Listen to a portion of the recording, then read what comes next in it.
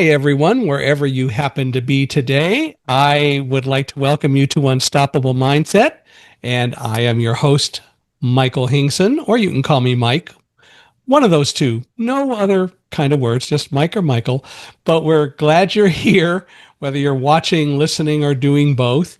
And our guest today is a coach. She especially does a lot in coaching and working with youth, young people. And I'm really interested to learn more about that as we go forward. I think it'll be kind of fun. So I would like to welcome Hillary Spiritos to Unstoppable Mindset. Hillary, we're glad you're here. Thanks for coming. Hi, thank you so much for having me, Mike. It's a pleasure to be with you. Well, I think it's a pleasure to be with you too. So I guess it works out both ways, right? Wonderful. Yeah. Absolutely. Well, thank you for being here. Why don't we start, as I love to do, let's start at the beginning. Tell us sort of about the early Hillary growing up and all that. Since, you're dealing with youth and all that. You were one once, so let's hear about you. I was one once, absolutely. So I was a really fearless child. I had a really wild fashion sense. I asked a lot of questions. I was pretty independent. I liked to stay in my room and play with my imagination and then as I got older, I got a little bit shyer. I got a little bit behind the scenes. I started to back away a little bit and kind of lose touch with who I was. And then I have finally, like, when I was in university, I really just decided that I didn't really know what I wanted to do, what I wanted to study, what I was interested in, and it's been a process to kind of live my fullest, most authentic life, and that is what I want to help young people do. Why did you back away? Why did you become kind of maybe less outgoing or less adventuresome, if you will?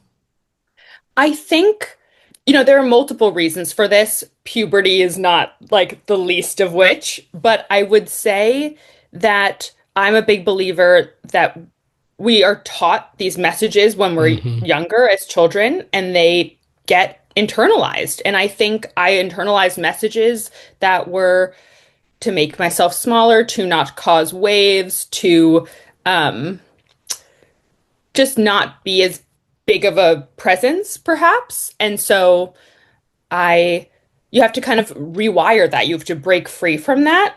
And then you can decide, actually, I'm not at the mercy of these stories that I've been told and these Yeah. messages that I've gotten. Now, where are you from? I'm from New York City. Okay. Yeah. Well, New York is a tough place, so you can certainly learn to be outgoing and active there. But I hear what you're saying. Yeah, Now, where are you absolutely. now? I live in London, England. Okay. Well, Yeah, that's a little ways from New York. absolutely. But actually not as far as you might think. No, it's Yeah, only what, a 5 hour airplane flight. right. But it's actually shorter than going to California. Yeah, So, yeah. you know. Well, so what took you to London? I have always wanted to live in London, and I really love the arts and culture and comedy scene here. I also am a deep, deep lover of travel, and obviously living on the continent of Europe just Mm, gives me more opportunity to travel in that way and over the weekend. Um, and I also just am a deep believer in international education, study abroad, the ability to have cross-cultural experiences, to learn more about yourself and your place in the world and the world itself through experiencing your life and yourself in a different place. do you have a car or do you just use the tube and public transportation? I use the tube and public transportation mostly. I mean, the thing about Europe is that it's really well connected over Right. train. Yeah, absolutely. Yeah, and that makes a big difference because you can get wherever you want to go around Europe fairly easily by train. Sure, absolutely. Certainly a Absolutely. lot easier than getting around most places in the States. Yeah, That can be true. Though, I mean, there is an ease to a car, absolutely. And there's like a lovely, I can blast my music and be with my thoughts and be in my own space that a car brings you that the train doesn't. Yeah. Well, or you use earphones, but it's still not the same. Yeah, I have a lot of clients and students who are perhaps in places that they don't have their car and they find that their car is their safe space and the space where they can vent and listen to music and just be alone and they find that they really miss their car. So it's I mean, but I also grew up in New York City, so I Yeah. I it's not a part of my existence really. Yeah, you're used to not having a Yeah, car pretty much. I had a exactly. friend when I lived in Winthrop, Massachusetts for 3 years. I had a friend, we both worked at the same company, and his philosophy was buy a car, but don't get anything fancy. Just get a clunker, and when it dies, just leave it and go off and buy another one. And so he never did get any kind of a really high end car. And he had a couple where they died, and he just left them or got them taken away, and then he went off and got a new car. Sure. I guess it's really just what you value. Yeah. Yeah, absolutely. Well, I'm pretty used to having access to a lot of public transportation. Unfortunately, where I live here in California, we don't have a lot where I live anyway of great transportation. But I remember living in the East, and of course, there was a lot more train access Sure. around New York, around Boston, and around Washington, D.C., for that matter, compared Sure. to out here. Absolutely. Well, so where did you go to college? I got my undergraduate degree at Duke University, and Oh, then I got my master's in international education at NYU. okay. Hmm. And so what was your bachelor's in? Theater and comparative religion. That's a little different than international education. What prompted you to switch? Yeah, so that's a great question. So I actually changed my major in my junior year of college because I didn't believe that anyone would be accepting of me majoring in theater and comparative religion as two separate things. And I didn't think it was good enough. And I had all these judgments again from messaging that I received as a young person. And I finally decided that I wasn't going to listen to that. So I changed my major and I actually worked in the theater and live events production for 5 or 6 years after college and loved it. But I found that it wasn't fulfilling in the way that I wanted my work to be. It wasn't as soul feeding as I wanted my work to be. And I realized that I was an RA at Duke University and I just truly loved working with young adults and helping them find their path and figure out what they wanted to do with their life and who they were and what they valued and so I found that I really wanted to be in the world of higher education. So I went Hmm. and got my master's. But you didn't do that right out of getting a bachelor's. It was a little bit later. Yeah, it was about 5 or 6 years later. Wow. So what did Hmm. you do for the theater while you were I working would in theater? Yeah, I was a stage manager in the theater, and then I was a live events producer. So concerts, festivals, movie premieres, anything like that, I helped produce. Did you do a lot of that around New York? Yeah, so New York, LA. Oh, I also worked in Boston, actually, both as in the theater as well as at a university in Boston after I had gotten my master's. So, yeah, I always enjoyed going to Broadway shows. I mean, there's nothing like live theater. I agree. Yeah, I mean it's just a totally different kind of environment, and it's so much more fun than watching a movie or whatever. Um, the sound is different and better, and just the whole performance. There's nothing like seeing something on the stage. Yeah, I mean, I think it's all about to each their own, right? There are actors and people who find that movies have changed their lives, and I Yeah, definitely have movies that I watch over and over again for comfort. Same with TV shows, but for me personally, the theater, there's nothing like live theater. Live theater is like energizing for me, and if I go too long without seeing it, I get a little yeah, antsy. yeah. Well, Yeah, you're in a town that has a fair amount of theater. absolutely. Yes. So, what are your favorite movies? Ooh. I mean, I guess it depends on what genre we're talking about, but I really love the genre of like inspirational sports movies. Mm, I remember watching all of those and just really resonating with the character of the coach and realizing that that's kind of who I wanted to be in life, that person who recognized the potential and helped everybody reach their potential. So I loved, the Karate Kid and mm. Mighty Ducks and like The Replacements and Strictly Ballroom and um Miracle and any Rocky, Rocky, you name yeah. it. Yeah. A League of Their Own. League of Their Own is incredible. Yeah. Absolutely. Yeah, I always like The League of Their Own. Yeah. The Natural is also a great The baseball movie. Natural, and Yeah. I read the book long after seeing the movie, but I read the book, and that was worth reading as well. I think I've also read it, but I'm not I can't totally remember. Yeah, it's been a long time Yeah. since I read it, but it was fun. Yeah. I don't know. My probably one of my favorite movies, and I love to quote it all the time, goes away from sports. It's Young Frankenstein, but I'm a Mel Brooks fan, so what can I say? Oh yeah. Yeah. Oh yeah. I mean, that's an incredible film too. And I would say I love a lot of movies that are not inspirational sports movies as well. Yeah.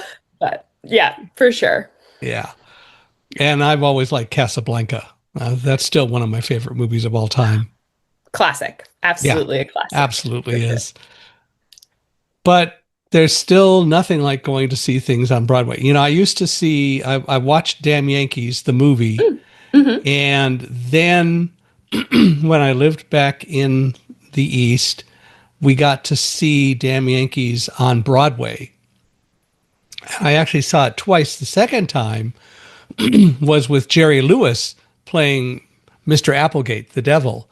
And it was the only thing he ever did on Broadway. And we, before we went to see it, there was my wife read an interview with him, and he said his father had told him, "You won't have really ever arrived at entertainment until you do something on Broadway." Well, he did a great job in the play. It was well worth seeing. Well, yeah, I mean, that's a challenging statement for sure, and I think it depends how he took that, Yeah, right? But that can also be very disheartening. yeah. But yeah. Well, he took it the right way, and and I think he thought he was hoping his dad was watching from wherever his dad was, and saw him on Broadway. But Broadway plays are fun, and I've seen a number on Broadway, and I've seen some plays not on Broadway, but still people did a great job.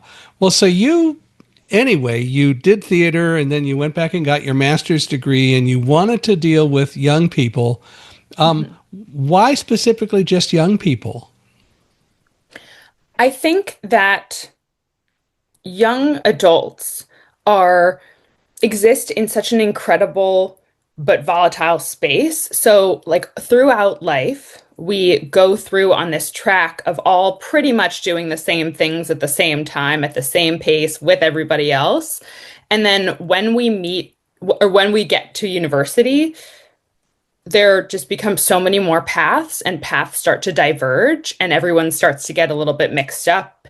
And then once you're out of university, then that happens even more. And that can be a period of incredible opportunity and possibility and excitement, but it can also be a time of really a lot of anxiety Hmm. and challenges and obstacles and fear of the unknown. And I think that that is a really exciting, interesting, dynamic place to be.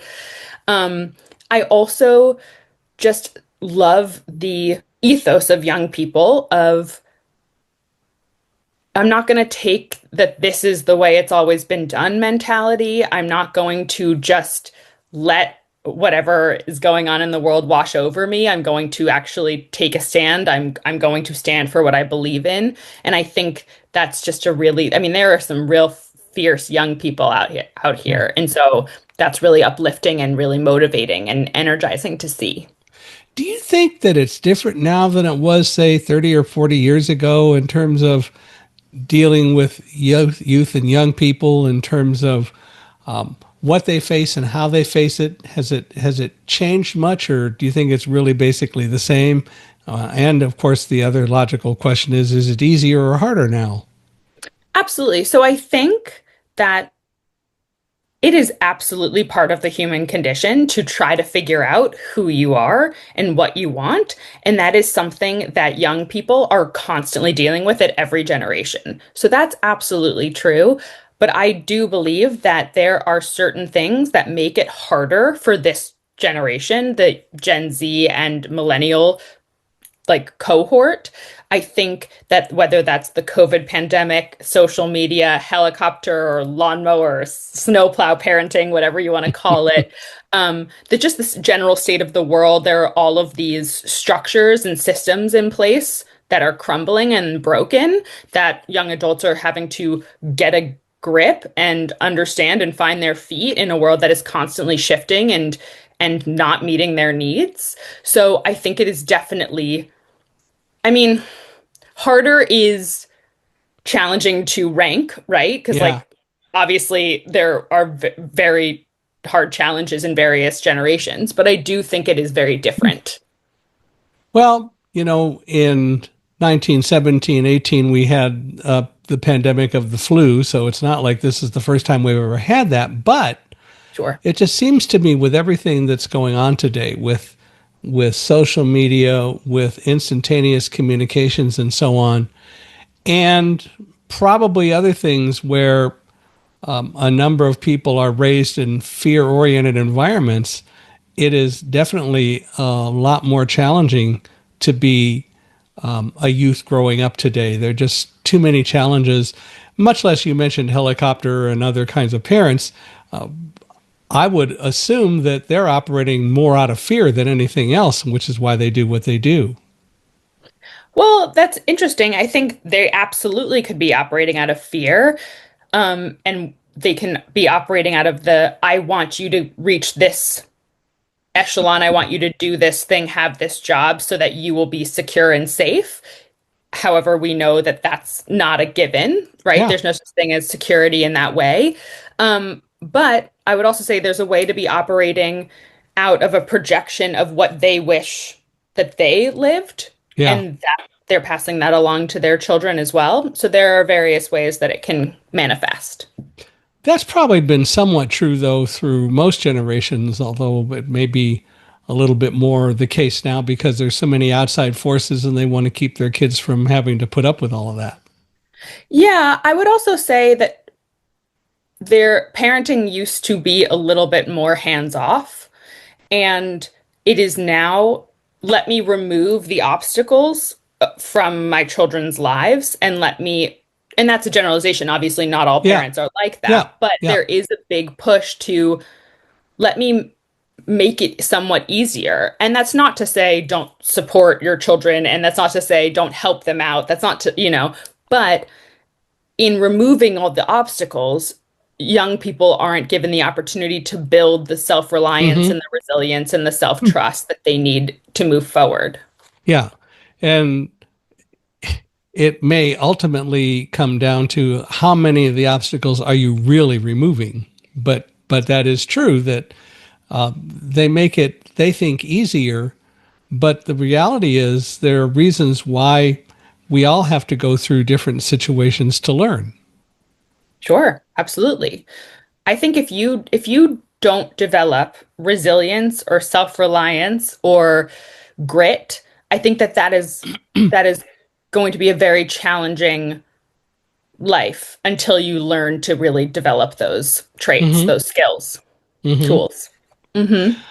I know for students with disabilities, and this goes back 50 years, I know here in California, a number of the colleges and universities started hiring people to run offices for students with disabilities. And they would come in and, oh, we'll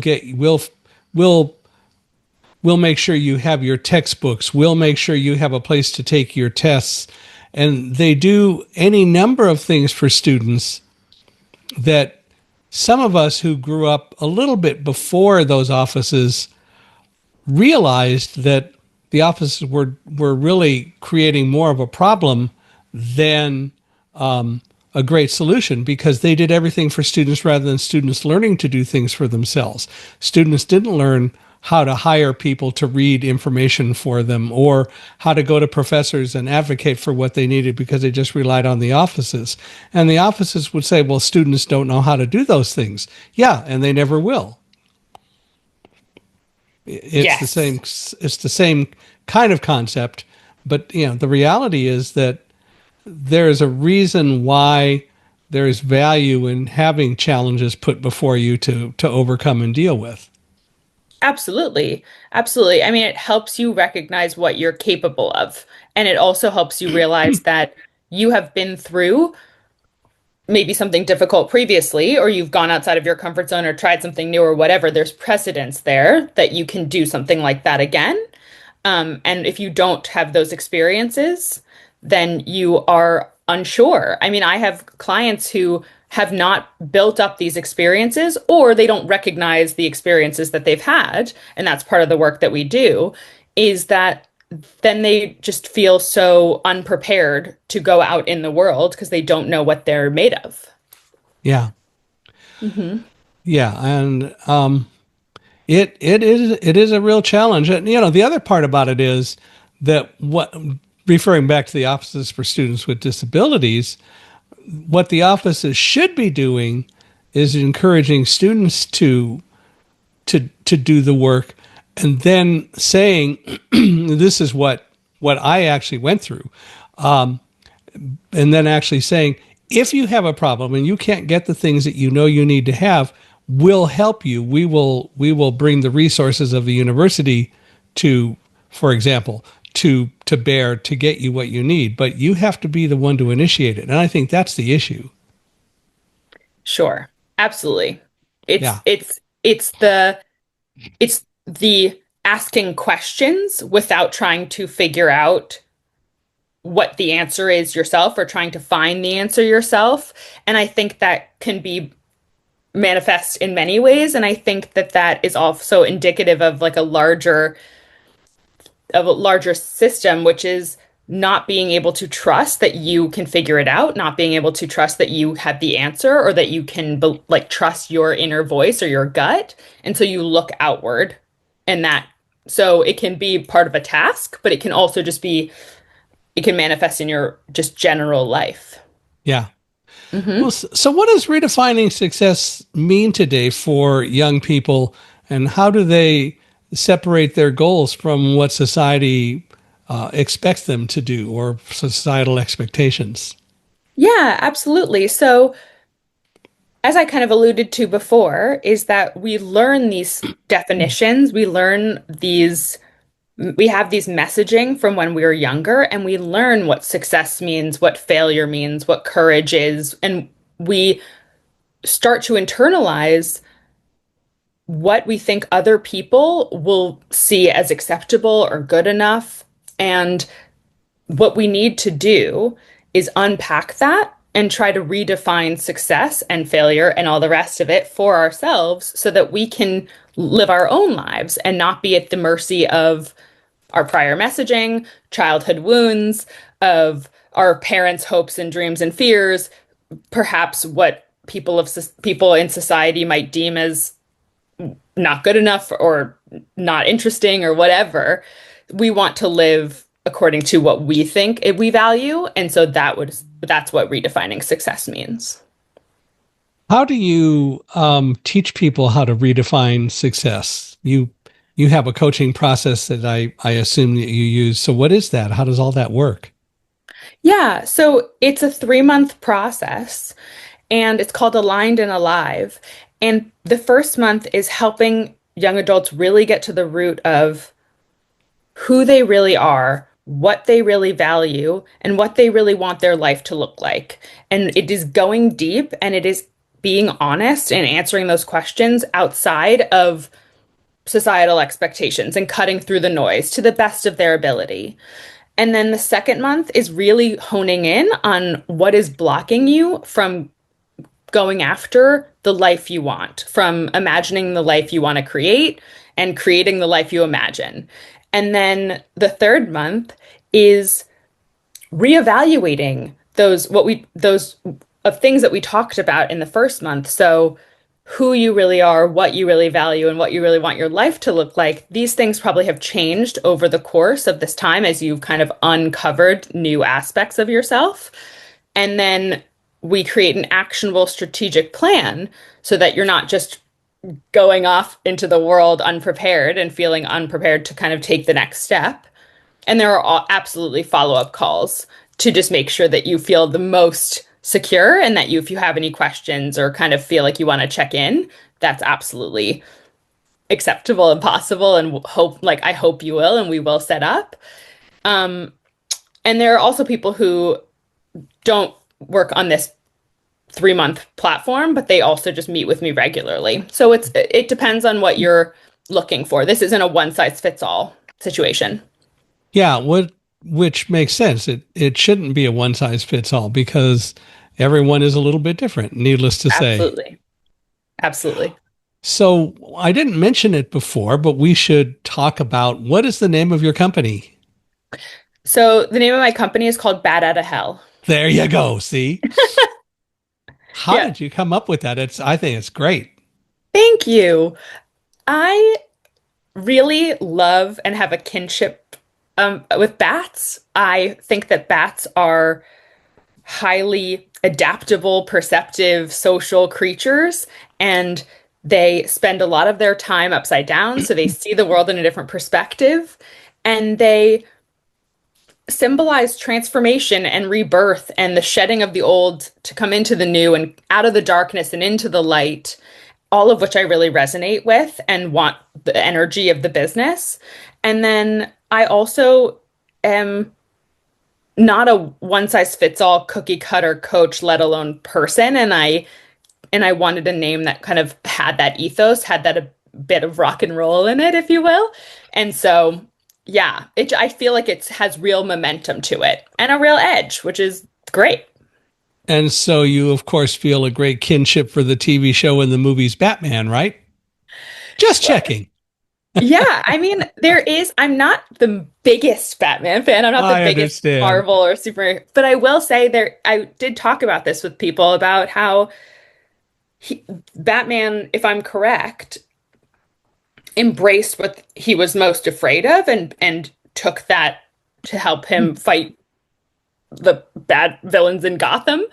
And so that is an incredible thing to do, to take what is blocking you, to take those fears, anxieties, and insecurities and recognize where they come from, own them and understand how they influence and manifest in your everyday life so that you're not at the mercy of them. That's basically what Batman does. And that's great. That's dope. I think that happened probably more in movies than in the TV series, but that's Oh, okay. sure. Adam West was an interesting character for TV, but that's fine. Yeah. I actually sat a row in front of him on an airplane flight once. He was a whole lot different on the airplane than he was as Batman. It was Did you interesting. talk to him? No, he didn't have any interest in talking to anybody except I guess it was his agent or someone who he was with, and that was the only person he talked with. Okay. That's What do you do? that's allowed. What do you do? You know. Hmm. Well, so the thing is though that I think you're right. Batman, like anyone, had fears, and especially in the movies, he learned to embrace them and did the things that he needed to do. He chose his life, Hmm. although there were things that led him to do it. He still chose his life and operated accordingly. And that's something that we all have the opportunity to do. Is we can make choices. I think it's important that we monitor our choices. That is, when we choose things, I can go back many years in my life and see how I got to where I am today by the choices that I made. And I think that's a thing that is worth people doing is being introspective and thinking about what you do, what you did, and how you got where you are, not in any kind of a blame way, but rather just to know. And that also helps you then decide, where do we go from here? Absolutely. To constantly or consistently take stock of who you are and what you want, and to ask yourself questions of, is that true? Is that actually what I want? Is that actually what I value? Is that what I believe? Am I doing this because somebody else says I should? Am I doing this because I don't want to be embarrassed? Like, am I excited to do this, or excited and anxious, or do I just really not want to do it? All of these questions are really important to continually ask ourselves. But I think if you haven't learned to ask yourself those questions, or if you're feeling really lost at sea, or if you're feeling like you really just don't know how to cut out the noise, then it might be beneficial to talk to somebody. But absolutely, that's something that being introspective and reflective is vital. Yeah, I think it's extremely important to do. And it's also all about working to keep fear from controlling you and learning how to control fear. And the more you look at like what you do every day, and I encourage people as they're going to sleep at night to be introspective. What happened today? Why did I react to that? Why was I afraid? What can I learn from that? Or even the good stuff. That went really well, but how might I do it better? Being introspective and really listening to your inner voice helps a lot in being able to deal with fear. Absolutely. Absolutely. I think it's the question of, are you able to listen to your inner voice? Do you trust your inner voice? Do you listen to your inner voice? Is there a reason why, even though you hear it, you're not doing it? Is there a reason why you're not taking the steps to engage with your life the way that you want? Do you not even know what the life you want to create is? And I think that these are really, like, listening to your inner voice is absolutely critical. It's vital, but sometimes it's not the easiest thing to do. No, because we haven't learned to do it. Sure. Um, the more we work at it, the easier it becomes. It's a matter of really exercising that muscle that is our mind, because we can Sure. learn to trust that inner voice. We can learn to listen to that inner voice, but we have to make the choice to do it. No one else can do that for us. Absolutely. And I think that's really important information, right? Because we're the ones that have to live with the consequences of our choices. We're the ones who have to live in our lives. So to look outward for answers rather than looking inward, while it might feel more comfortable and you feel like, oh, that way won't make mistakes, or people will deem it acceptable because I've taken the census and everybody thinks that this is what I should do. It doesn't save you from, you're the one who actually has to go through the motions, and you might be living someone else's life, and you're going to realize that at some point or another. Yeah. And Mhm. um, and I guess in a sense, hopefully you will realize it and use that to advance and go forward, and more learn to listen to your inner voice, and more learn to not be afraid of so many things. Yeah, and I think that it's it's lovely to recognize that and try to get on the right path, or let's say your path, earlier rather than later. Yeah. Because what you don't want is to necessarily look back and realize that you've lived your life according to someone else. Yeah. It's the number one regret of the dying, right? So obviously, we do that to the best of our abilities, because all we can do is make the best decisions with the information that we have at the time.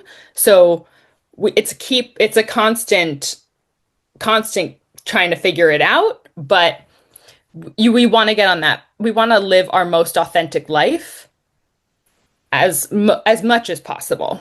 Sure. Hmm. You talk a lot, or you refer to reclaiming your 20s and 30s and so on. And I think that's an interesting thing, because it was a probably most people view it as a simpler time in life. But what are some of the misconceptions that people actually have about their 20s and 30s, and how do you refrain from dealing with uncertainty and turn it into opportunity? Yeah, that's really an interesting question, and it's a really interesting way of phrasing it because when you're older, you do tend to say, "Oh, if only I like realized this in my 20s." Because or like what I could tell my 20-year-old or 30-year-old self is because actually your 20s and 30s are fraught with a lot of challenges and a lot of Yeah. insecurities and a lot of fears, and they're actually not necessarily simple times.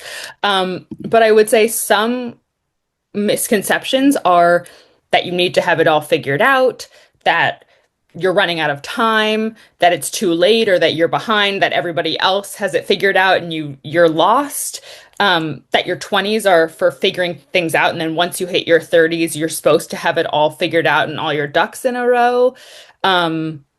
The idea that your path is straight, and once you make a decision, then you're off to the races, and like you don't ever have to think about it again. If I could just pick the right career, pick the right partner, pick the right industry, I'll just be done. And that's not how life works. No. So I would say that we want to reframe uncertainty and all of these questions as opportunity.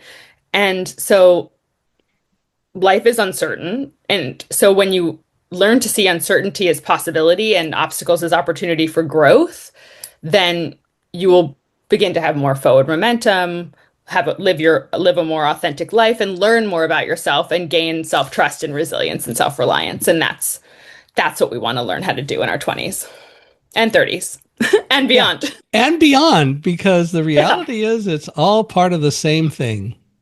sure, absolutely.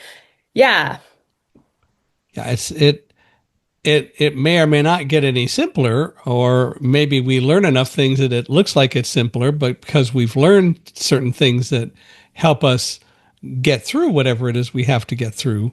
But the reality is it's all about learning. I I think, think. yeah, go ahead. No, I think it absolutely is. So I think it's about if you start to recognize this in your 20s and 30s, you will, as you go older, the wisdom comes with recognizing that you've done things like this. You've got a lot in your backpack. You have a lot of tools. You have a lot of experiences. You have the wisdom that comes with that. You have the self-reliance and the self-assurance that comes with that. And you know that you're going to be okay. You know that you can get through it because you've done it. So I think what being an adult means is, am I, do I trust myself? Am I secure in who Mhm. I am? Am I someone, can I soothe myself? These are questions rather than like, do I have the home, the kids, the traditional markers of adulthood really don't mean anything anymore. But what's really important is, am I okay with me and how do I want to engage in the world? Yeah, and the reality is that it is, I think, and going back to something we talked about before, it is tougher today because there are just so many external or things that influence or that try to influence, and it probably is a lot more difficult than it used to be because towns are larger, there are more people around, you've got social media, you've got so many other things that you face daily, probably a number of which we didn't used to face, or at least not to the same degree. So it is more of a challenge than it used to be. Sure, it's definitely different, but I do believe that say that there are inflection points, right? And I do think that the advent of social media is a huge inflection point and something that is not beneficial for young adults of today. Yeah. And it is in many ways detrimental. And so, but it is something that is here and it is something that young adults have to navigate. How do you teach them to deal with all of that, all the noise, all the social media, and everything else? Because it's all there, and I'm sure that you, as a coach, face this because you hear it from the people that you work with. Well, but all this is going on. How do you teach people to know what to cut out or how to cut out a lot of that to be able to get back to that? I've got to really know me. Absolutely. So there are many tools that one can engage with. So There's actually sitting quietly and reflecting, like literally cutting out the noise. There are mindfulness practices and meditation. There's journaling and there's getting out in nature and exercise and dance and creative expression. And there are definitely tools in which you can get out of your head and into the body and learn to literally cut out the noise. But I think what's really important is to figure out what resonates for each person, because as we've said, everybody is different. But in particular for social media, like it is really important to have an awareness of why you're using it. So it feels like a neutral platform, or maybe it doesn't anymore. People are waking Yeah. up to it, but it's optimized for engagement. And what you're seeing is someone's projected, curated reality. And so you want to ask yourself why you're doing it. You don't want to sit there and mindlessly scroll. You want to ask yourself what you're trying to get out of it. Are you looking for connection or validation or creative inspiration or connection? And that can help you navigate through and help you realize what you want to get out from it and not just like take it all in mindlessly. And we want to obviously be skeptical of the information, and we want to limit our use, if not cut it out fully. And it's not a replacement for human connection. A lot of people feel like have a loneliness epidemic because it's not, while social media does connect people, it's not a replacement for human to human connection. So it's really important to keep that in your life. And so I think it's just really important to continually engage with these questions of why you're engaging with it and what it makes you feel and how does it serve you, and do you want to be at the mercy of that? And the more you start to question it, the more you can break down those ties. Yeah, and the more of that you do, then again, the more you're practicing some of that introspection that we talked about Mm-hmm. earlier, Absolutely. which is really what it's all about. There's nothing wrong with, I don't want to call it second guessing, but there's nothing wrong with thinking about what you're doing, what you did, and using all of that as a learning experience. Life's an Sure. adventure. We should take it that way. Well, that's absolutely true as well. It's like all of these experiences are experiences. All of these are adventures. All of these are opportunities for growth, learning more about ourselves. And I don't want to minimize or belittle the fact that everyone needs to, your life needs to be sustainable. You need to be able Hmm. to like live your life financially. So it's not like it's all fluff. And, but I do think it's important to recognize that this is all just a learning experience. Nobody really knows what they're doing. We're all trying to figure it out. So it's okay to take a little bit, cut yourself a little bit of slack and be nicer to yourself. And it's actually really important to cut out the critical voice in your head, because that is actually a huge reason of why you are feeling stuck.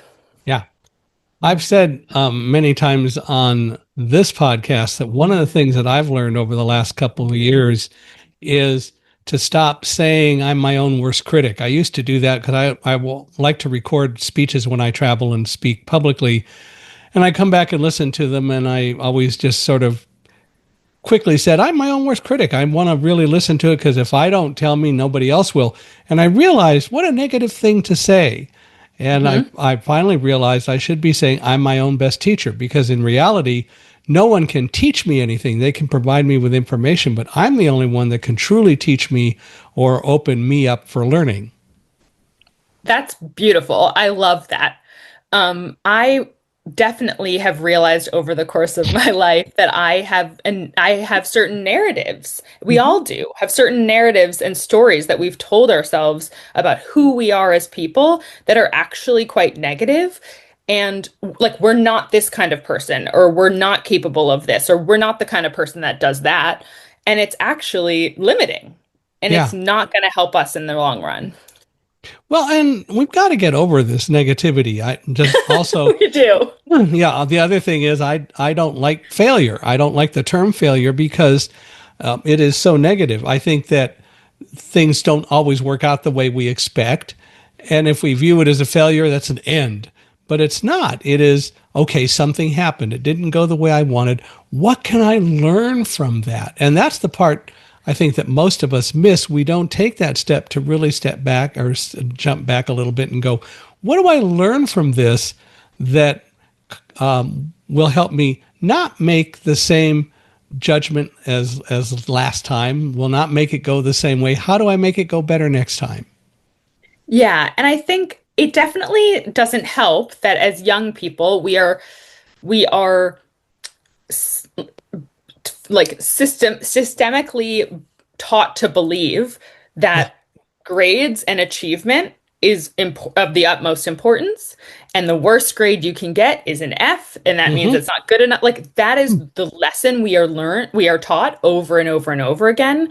So it is obviously not hard to deduce why we have this definition of Yeah. failure. Yeah. And obviously, our parents and other people in our community perhaps might have such fears, as we've talked about previously in this conversation, that might be like, if you do this, then you might fail at this. You like don't necessarily pursue this career, you might fail at this. And that's perceived to be a really bad thing. Yeah. But as you're saying, if you again, a failure is another way to another word that we need to redefine, Yeah. because failure doesn't mean we're terrible. Failure doesn't mean we're incapable. Failure doesn't mean that we should be never like we should stop doing this altogether. It's not a judgment of our self-worth.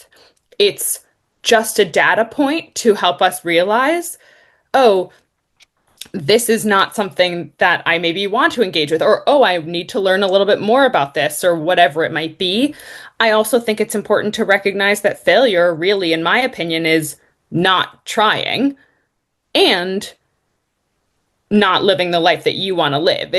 I believe that you can understand failure as like, I'm just abdicating my responsibility to make these choices to somebody else, and I'm going to live the life that they've laid out for me, or not trying the things that you want to do. Those could be perceived as failure. That's really the only way that can happen. The other part about it, though, is sometimes there may be some other cause for you're not succeeding at doing something. For Oh, example, sure. it could be you're dyslexic and you don't do well at reading things, and nobody has diagnosed that. Nobody's figured that out, which is again another reason why it's always good for you to be analytical about what you do and be introspective, or be willing to ask. Absolutely. That's a great point. Absolutely.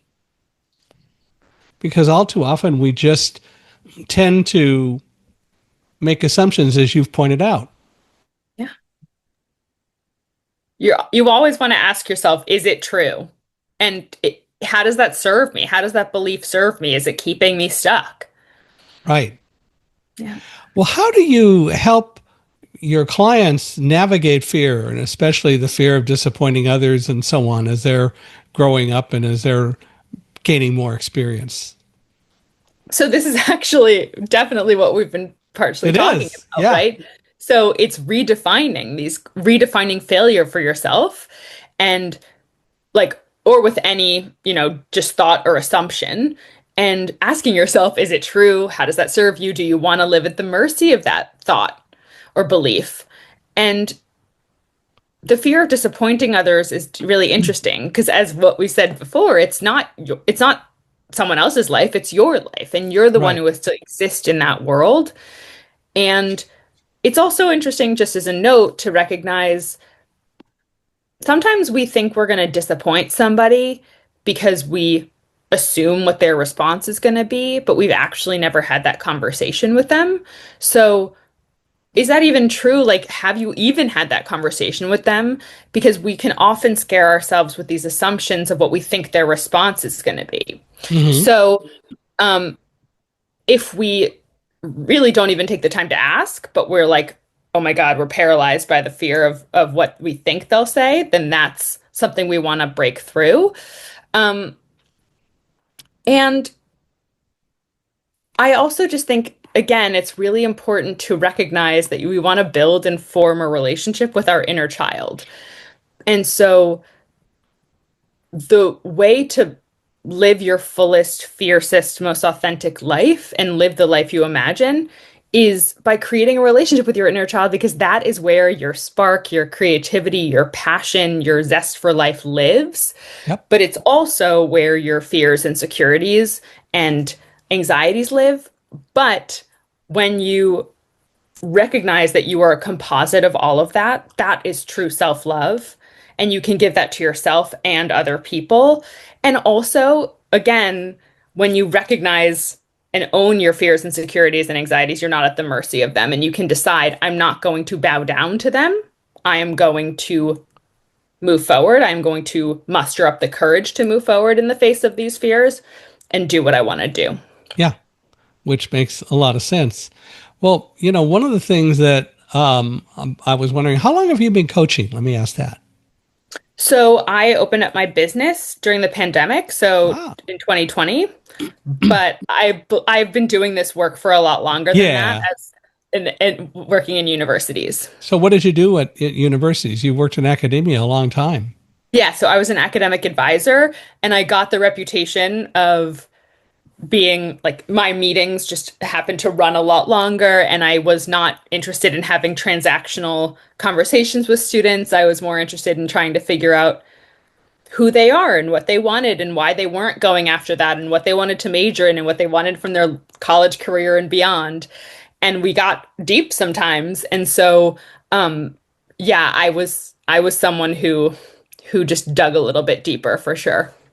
Well, and I would think because of that made students really think and become a lot more analytical about themselves. Yeah, I think it's really important to recognize why you are doing something. I ran into students and I still have clients today who feel like if they don't know what they want to do, they should study business.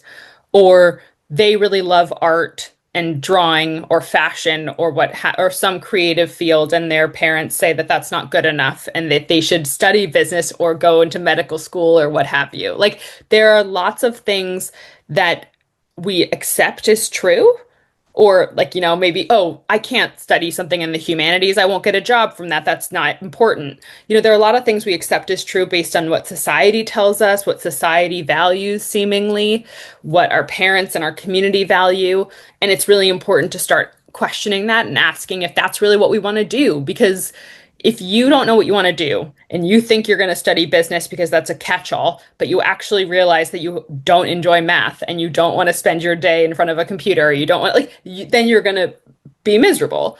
And Yeah. it's really important to recognize that that's okay to not want that. I really think one of the most important things to get out of college, and for those who don't go to college, then you get it from high school or from alternative ways. But I think that one of the most important things is not even necessarily dealing with your major, but it is all this whole concept of character development. It's all the other lessons that you learn because you're in an environment where you have to do things differently than you expected that you were going to based on what your parents and other people told you.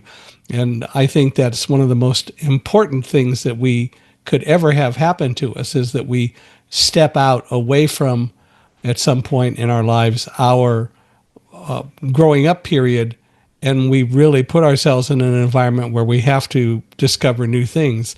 Again, that's all part of life and being adventurous. Yeah, I mean, as someone who has worked in academia for a long time and still does, um, a little bit of hot gossip, I absolutely believe that academics is probably the least important part of college. Yeah. I It didn't want is, to, I wasn't going to say that directly, but I agree. yeah, it is mostly what is real. I mean, sure, it's very important to learn things. Oh, yeah. Absolutely.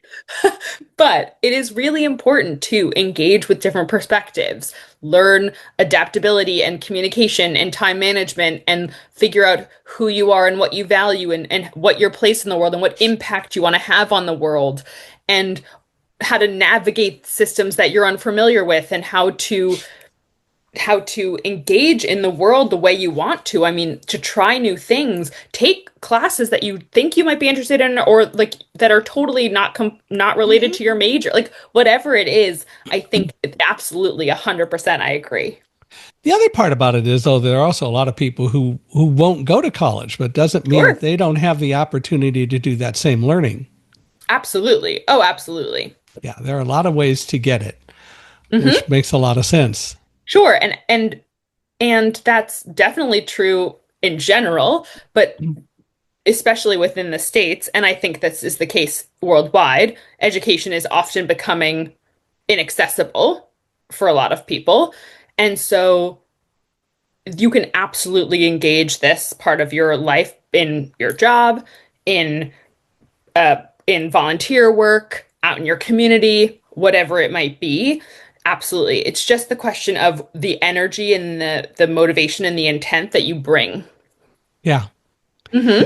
What does leadership mean to you, and how do you work to help young people learn or start to learn to lead authentically? So leadership to me is not a title, it's a behavior. It's a Hmm. sense of self. So it's vision, it's integrity, it's empathy, it's courage, communication, authenticity, resourcefulness, all of these things, resilience to tolerate discomfort and risk taking. And so knowing yourself is crucial. What are your strengths? What do you enjoy? What do you value? What are your goals? How do you want to spend your time? What do you stand for? What impact do you want to have? And so we want to practice empathy and active listening for ourselves and other people. So that means, again, like stopping the critical voice, not judging yourself, asking yourself if this is really what you want, really checking in with yourself and getting to know yourself. We want to build resilience and self-reliance and self-trust. So again, practice seeing obstacles as opportunity and for growth, and learning how to emotionally regulate yourself and embrace risk taking and the unknown. And we want to cultivate our communication skills. So cultivating our own voice and understanding our own narrative, again, as we spoke about, and learn to have difficult conversations and not being afraid of somebody else's response and being okay with how they respond and not taking it as like something about your A self-worth criticism, right? as a criticism, exactly. And so and then just being a lifelong learner, right? So it's about life is, God willing, hopefully long, and you will pivot and you will grow and change and embrace that opportunity and don't be afraid of the fact that things might change. And this is again learning to listen to your inner voice. Yeah. Yeah. Well, and I think that that's really, of course, once again, it probably goes without saying, but that's what it's really all about. Well, how about, I think some people say Gen Z isn't really prepared for the real world. What do you think about that? Yeah, I I'm think still that trying to decide what the real world is, but anyway. right. So there are some assumptions made in that question, right, about what the real world is. And I also but I want to focus on what the word unprepared really, Yeah. because perhaps Gen Z is quote unquote unprepared in the way that traditional markers might understand, but millennials and Gen Z really grew up in a different world that is shaped by technology and mental health awareness and global crises and social media. That doesn't mean they're unprepared. It just means they're prepared differently. And so, in many ways, actually, Gen Z is more equipped Hmm. to understand the complexity of the modern world. They're digitally fluent. They're able to understand mental health and diversity and inclusion. They question outdated systems that are broken and that are not working for the world and people in the world. Um, and so, what gives me hope is that people are not accepting that this is how it's always been done mentality. They're purpose and mission driven. They're extremely adaptable, have great emotional awareness, and they're willing to speak out and challenge norms. And so I truly believe that young people are the stewards of our planet. Yeah. And the more that they live with curiosity and passion and compassion and empathy, the more that they can contribute to healing and transforming the world around them. So instead of like labeling them as unprepared, we should recognize that the world that they're stepping into and the world that we've created is unlike anything we've ever seen before. And we're trying to like build the plane as we're flying it. So it's really important to not belittle them and not talk down to young people as it seems like a lot of people do, and recognize that actually young adults have a lot to teach the people who are in these systems that Well, actually seemingly aren't working anymore.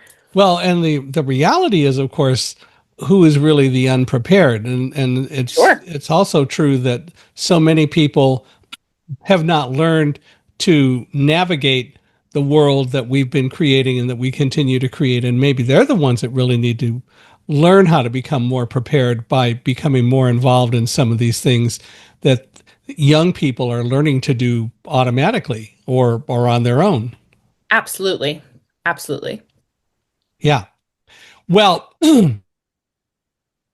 in reality, to go back to an old joke, we'll know if people are really prepared if they can work VCRs, right?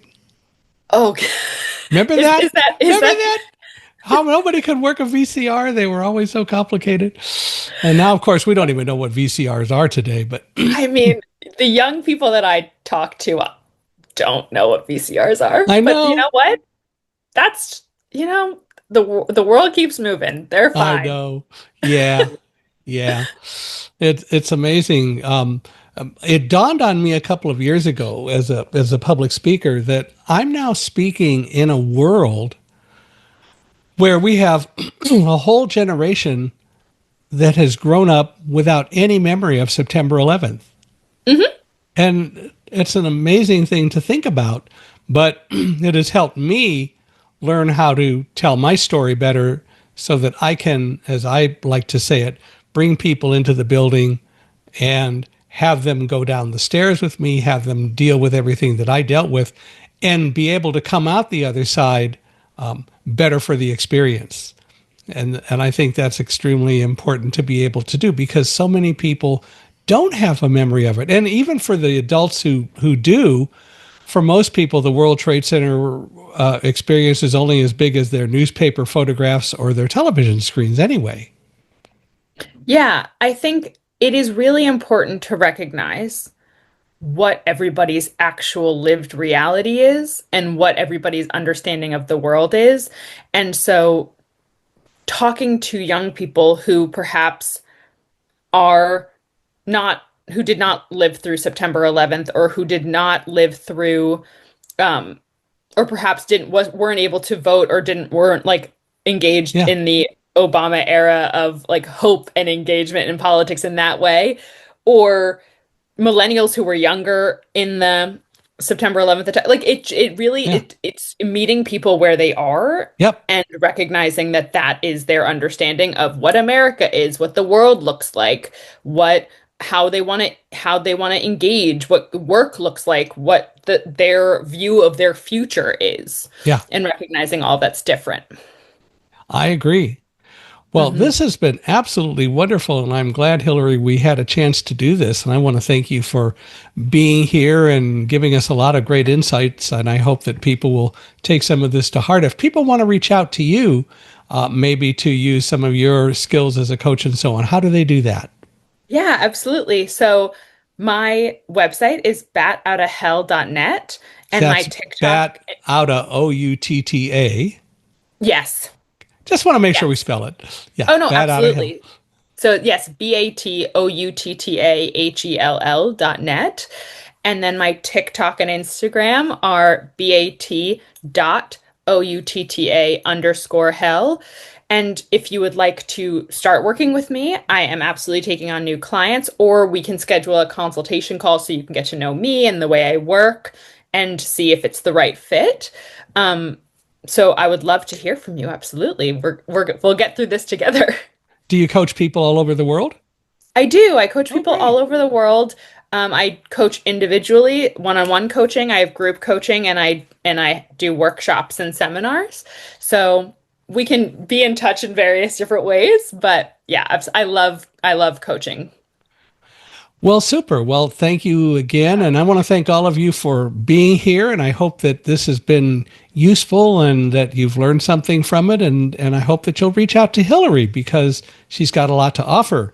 I'd love to hear from you. I'd love to hear what you think of today's episode. So please feel free to email me, Michael, Michaelhi, at accessibe, accessibe.com. We'd love it if wherever you're listening or watching the podcast today, if you'll give us a 5-star rating. We value your ratings very highly. Love your thoughts and your input, so please give it. We really appreciate you doing it. And for all of you, and Hillary including you, if you know anyone else who you think ought to be a guest on Unstoppable Mindset, we're always looking for more people who want to come on and tell their stories to help us all see why we can be and should be more unstoppable than we think we are. So please provide introductions, always looking for more people to chat with. But again, Hillary, I just want to thank you for being here. This has been absolutely wonderful. Thank you so much for having me. It was a pleasure. It was great conversation. I loved it.